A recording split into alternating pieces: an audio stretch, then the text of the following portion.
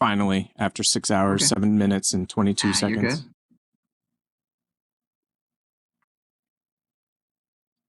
There we go. Phil meets the... Oh, there we go. Phil meets the movies. Here's a question for us.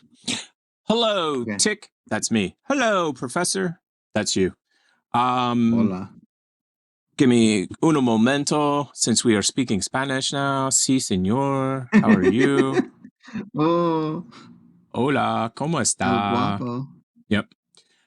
With the first full week of September here, Film 366 gives you a sneak peek towards Halloween with some really good horror movies, plus everyone's favorite Batman celebrates a birthday. This brings me to the question for you guys. Ponder this one while you move on to the first film recommendation from Film 366. So do not answer yet. Just think about it. Okay. What is your favorite Michael Keaton film? And we will get to this first one. Today is Tuesday, September 5th. And on this day in 1951, superstar actor Michael Keaton was born. Birdman 2014 isn't my favorite Michael Keaton film, but I already used Batman movie and Gung Ho elsewhere on this list. Mr. Mom, Beetlejuice, and Spider-Man Homecoming 2017 are all classics, but they don't match the cerebral craziness of Birdman or the unexpected virtue of ignorance. I haven't seen all of Birdman, and I have not seen the unexpected virtue of ignorance. I loved Birdman. It was great. If it would have been released now, it would have done a lot better because we're like kind of wrapping up with superheroes. Right. Like, and this would have been something to re-kick off superhero movies. Yeah. Yeah. So what is the answer to the question, your favorite movie by Mr. Michael Keaton? There's so many movies. But let me get to IMDb here because I gotta get the right name of it. Well, while you're doing that, I can tell you what mine is then. Mine is 1986 Gung Ho, and I can read on the screen that is from 1986. I wouldn't have known that, but Gung Ho is my favorite. And what's weird is it's not a true story, but there is a story that is very similar to that, meaning that a Japanese manufacturer of cars came to America and let's just say they ran into some problems. Yeah. But they kept making them here, apparently. Did I filibuster enough? So, what is the movie? Yeah. If we're gonna exclude Beetlejuice and the Batmans, I have two that tie. Okay, which ones? The Dream Team. Which one? The Dream Team. The Dream Team. Okay, got it. Christopher Lloyd's in it. I don't think I've seen that one, or if I have, it's been a while. Go ahead, next one. He plays a therapist that takes a whole bunch of mentally challenged people to a baseball game, and it's fantastic. I have to check that out. I don't remember that one. And what's the next one? And then Multiplicity. Yeah, I thought you were gonna. You know, what's funny is that's the one that was in my head was Multiplicity, where he plays himself, playing himself, playing himself, playing himself, playing himself, which is a prequel to the Flash movie, right? Yeah, it is. It is, as a matter of fact. That's too funny. Wednesday is September 6th. If this year was a leap year, like 2024 will be, this would be the 250th day of the year. On this day, in 1879, the aptly named German actor Max Schreck, pronounced like Shrek, was born in Berlin. His turn as the feeble-looking, slender, blood-sucking vampire known as Nosferatu has become an iconic, as iconic an image as Bela Lugosi's Dracula has. This dark, silent classic can still dish out the chills, especially when we see Shrek's wraith-like figure glide across the screen. Have you ever seen this movie, Nosferatu? Yes. And have you ever seen I don't think it's called The Making of Nosferatu, but it has William Dafoe in it? Yes, as Shrek, Max Shrek. That is an amazing film as well. Yeah. Yes, I agree. Because he William Dafoe plays a real vampire. So pretty much. Yeah. Well, You they were know? saying there's a lot of history around Nosferatu, the movie, and they talk about the fact that Max Schreck was a weird dude, like Oh super yeah. like you just said. People thought he was an actual vampire, like he wasn't Right. playing something. Thursday, September 7th.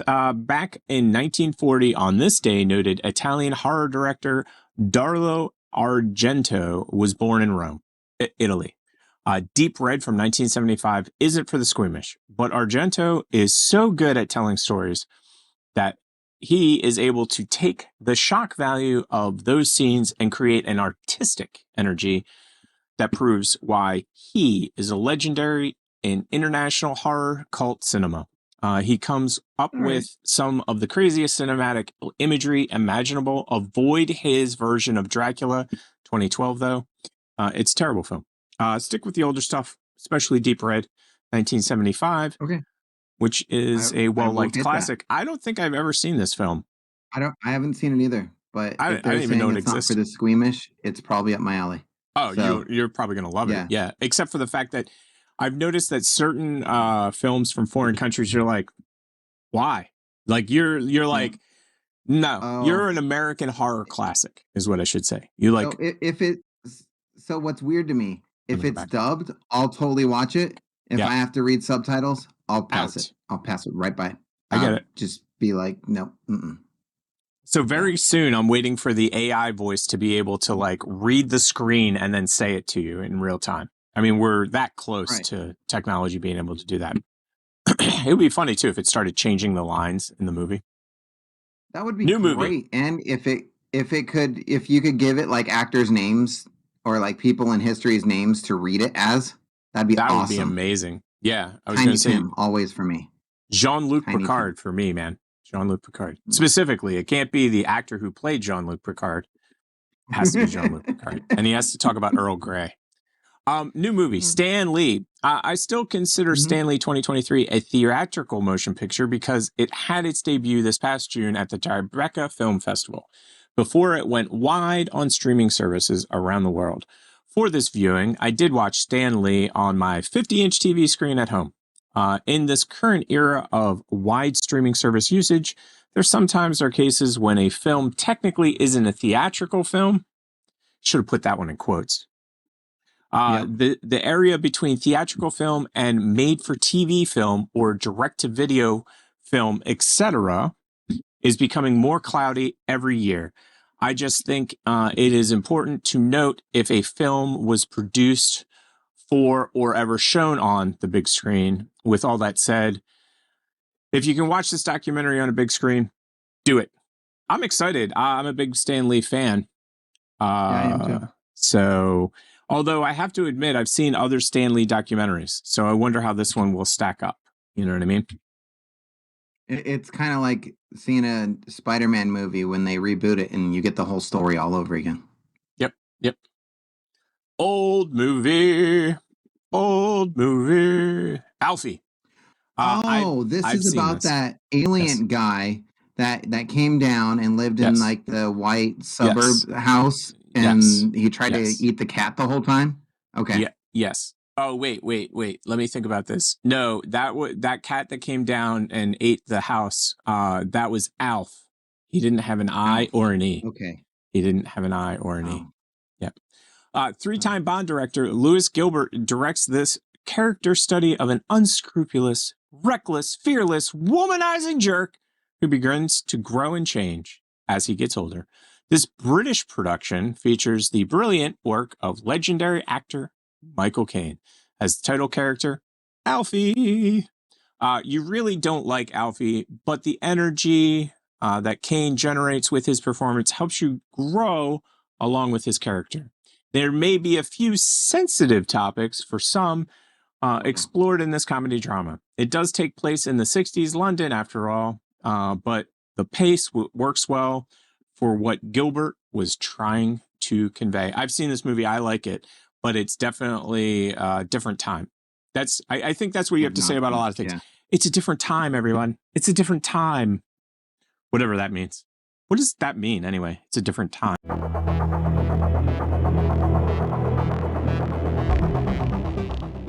So say goodbye to everybody. We don't really have an outro, so we'll just play the intro again. That's what we need. We need an outro. Not that I would know what button to press. I wouldn't have any idea what button to press. But I think we're going to make this video an outro every single time. We've reached the end of an incredible journey together, and I can't express enough gratitude for each and every one of you who tuned into the TP show. Oh, that's so good. Oh, hello. What's up, motherfucker? Get out of my private parts.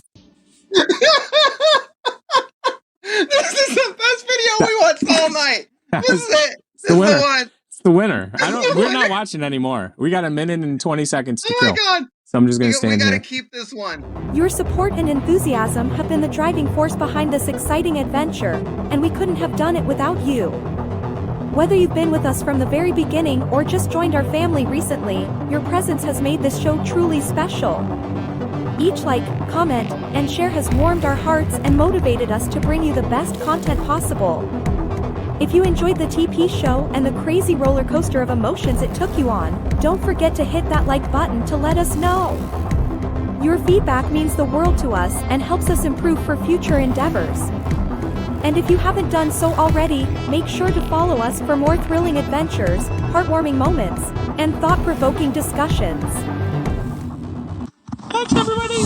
Oh, hello. What's up, motherfucker? Get out of my private parts.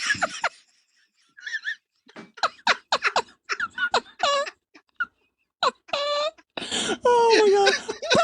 Bye, everybody! I stopped the stream right as we were live. Oh my God, that was so good. I'm gonna stop the recording. That was so good.